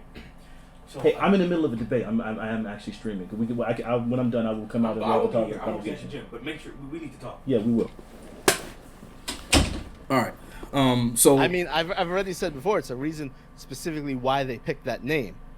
Because you go against anyone who's protesting for Black Lives Matter, you hate black people. Okay, so the idea is now it's no longer about. It doesn't matter what color skin the person is. Okay, so you then go against them. They're protesting for BLM. You hate black people. So if the color is irrelevant, then this doesn't further your argument, because the argument that you made, the comment that you made that you were supposed to be defending was that America is more racist towards whites. And here you don't have you have yet to prove an example. Can you provide an example of America being more racist towards whites than blacks? That's. I just did, letting all these BLM riots go. But they didn't let them go. They like literally were. The majority of them have been let go. No, that's. Majority of people involved have not been arrested. So no. The majority of protests have been peaceful, and even those have been acted upon violently by police officers, and we have large scales of arrests being made in cities where there were violent protests. So that's just simply not true. There was I can show you many examples of videos of violent protests where nobody's arrested. There was such a voluminous a group of people that were arrested that they literally were in violation of their civil rights to a speedy trial because they overwhelmed the court system. So it's just not true. I did fart. It's just not true. So you can't make that statement. It's just not true.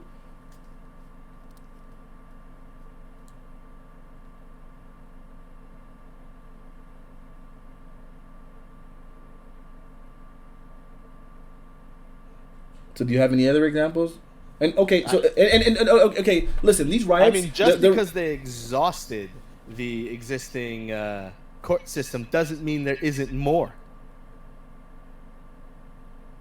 Wait, so then the fact is that it wasn't a matter of them just letting them go. It's they literally didn't even have enough resources.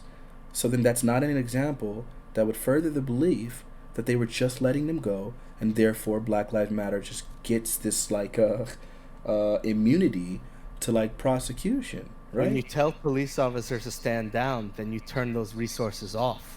Did you tell? What? Can you show me an example of which they told police officers to stand down to a riot and not just a protest? I already told you, Chaz. Okay, That's the easiest example. All right. Yeah. So this is just a bad example. Okay? Let's just move forward past that. So you're saying the only example that you have at this point now is specifically Chaz, which just happened literally less than a month ago. So prior to this month, you didn't believe that America was more racist towards whites than blacks?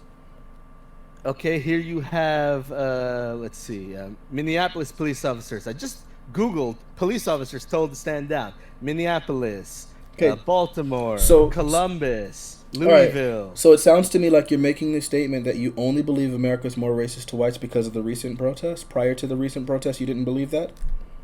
Yes.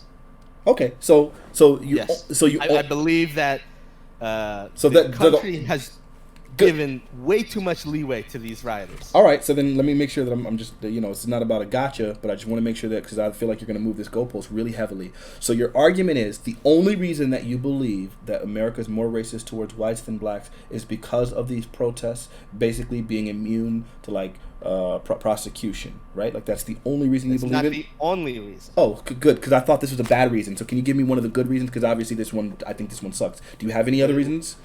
Or can you just tell me any of the other reasons? What's another reason? For instance, I think, what's it called? Affirmative action. I think that's racist. And you think that's racist specifically towards white? Yes. But I thought Asians were the ones that were the most disproportionately affected by affirmative action. Well, it can be racist towards Asians as well. Okay. Yeah. I don't know. I can't.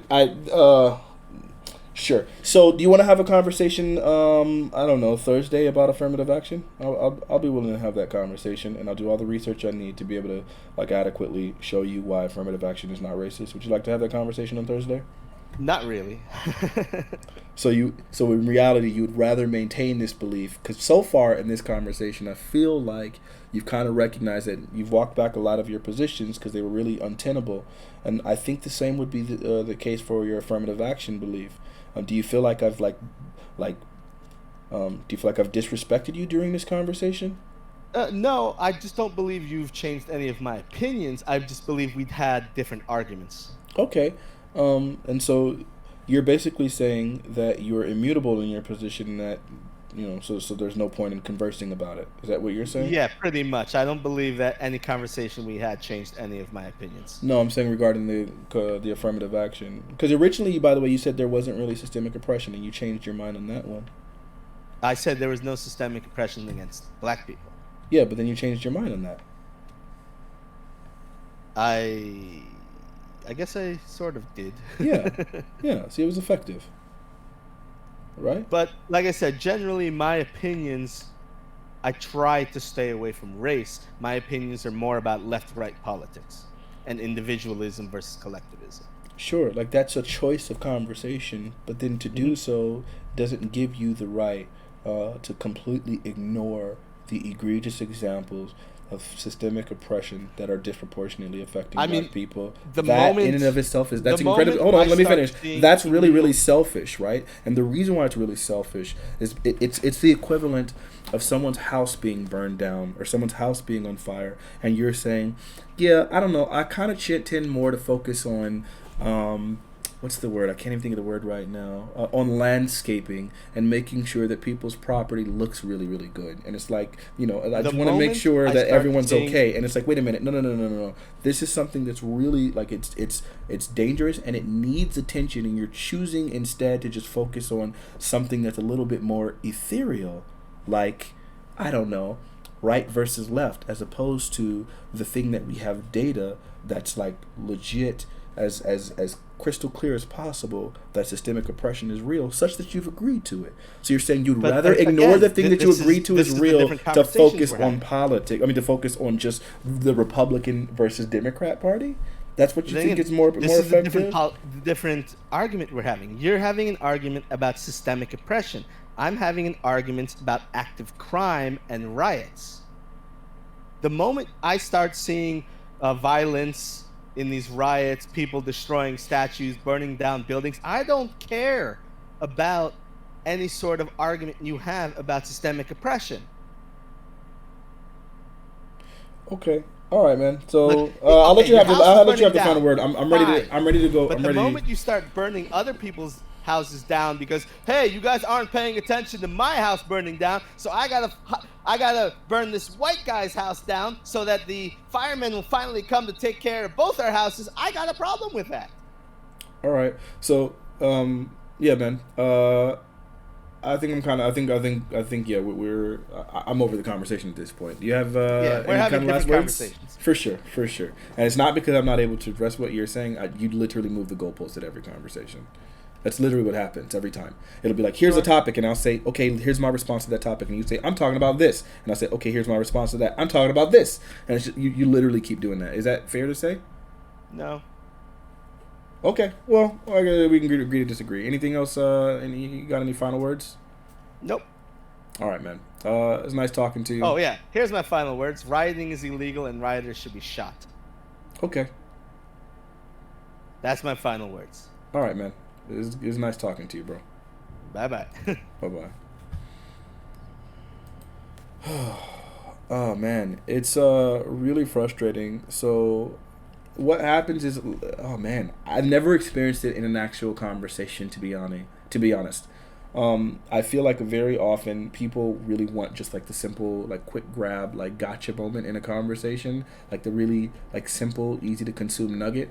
Like they want to say things like rioting is bad, or racism is evil, or everyone deserves a right to life. Like they want to say that, but when you start actually dealing with the nuance of like these conversations, most of the time they don't really have any like actual realistic stance.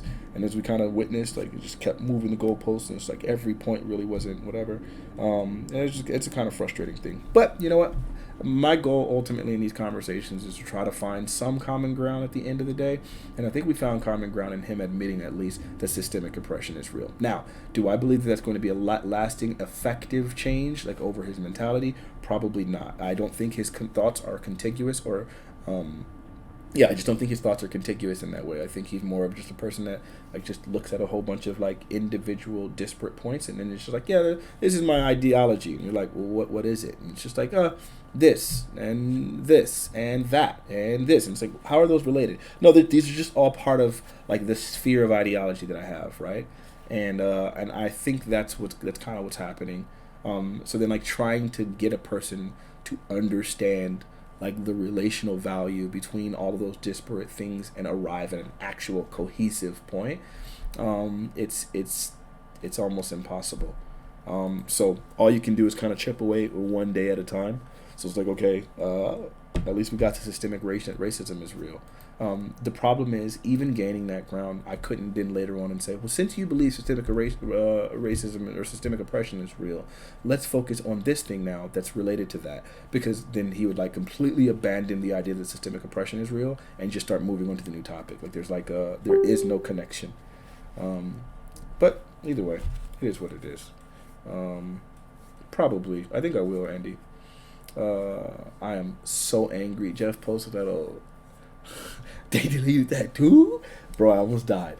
It's too much. I don't like that, dude. Don't come in. Don't be in my chat when I'm having these conversations, trying to have a real discussion, bro. Anybody? You guys want to? Anybody disagree? Oh, I just gotta play it now. I just gotta play that. That's wild, nigga. Hey, you guys want to see a picture of Chaz? You guys want to see a picture of Chaz? Here, look, I'm going to show you what I had up on my stream. This is what Chaz looks like. Hello? Nothing much, chilling. What you up to?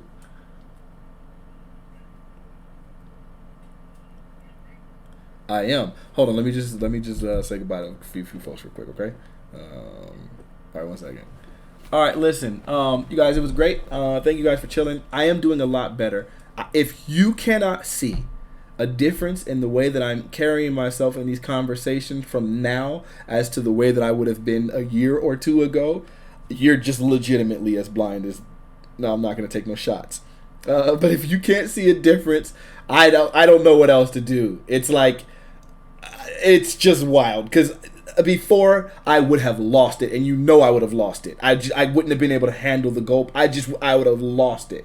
But I have a goal. And I just genuinely, my interest is, I believe that it's our responsibility to change the world in this way. And even if I don't change directly his mind, then when the video goes, it's like some people will watch it, and then some people will at least be a little bit more like, okay, maybe I didn't see it that way, but now they'll see my points, right? That's it. That's my goal. That's the purpose of these conversations. I'm sick to death of the echo chamber nonsense that's happening, that's being enforced by these algorithms that are causing people to become more divided, and no one's actually engaging in conversation and actually hearing the opposition. You don't even know what the opposing side thinks because you're never even willing to have a conversation. It's cowardly, it's divisive, and it's disgusting. And that's something that I won't stand for, and that's probably my chief motivation for these conversations, because I hate the echo chamber. Anyway, I love you guys. Thank you guys for being present for this conversation. I'll upload it on YouTube for anybody who missed the beginning where he kept trying to refer to the Marxism nonsense, which is just a whole nother thing. We'll be in touch, okay? I gotta have this conversation with my buddy, but I'll be in touch later, all right? I wanted to get in Discord and have a Hold on. Hey, Eric, can I call you back in like 30? All right, man, I'll do that. Okay, peace. So that's what I was going to say. Anybody, because it sucks because I don't get a chance to read a lot of the chat. I'm kind of remiss to do this a little bit, or reluctant rather, is because I feel like it's just going to be an echo chamber of, hey, that guy's not smart, and that just doesn't do anything for me. But sure, I'm going to join the Discord. We're going to have some conversations. Anybody that has anything that they want to add to the conversation, maybe eventually I'll start adding these parts into whatever, depending on how this one goes. But yeah. I'm gonna be in Discord. Don't come to mine because Jeff's in there. I'm about to talk to him real quick. Anybody else? Yeah, come and have this conversation. We're gonna discuss the thing off stream. All right.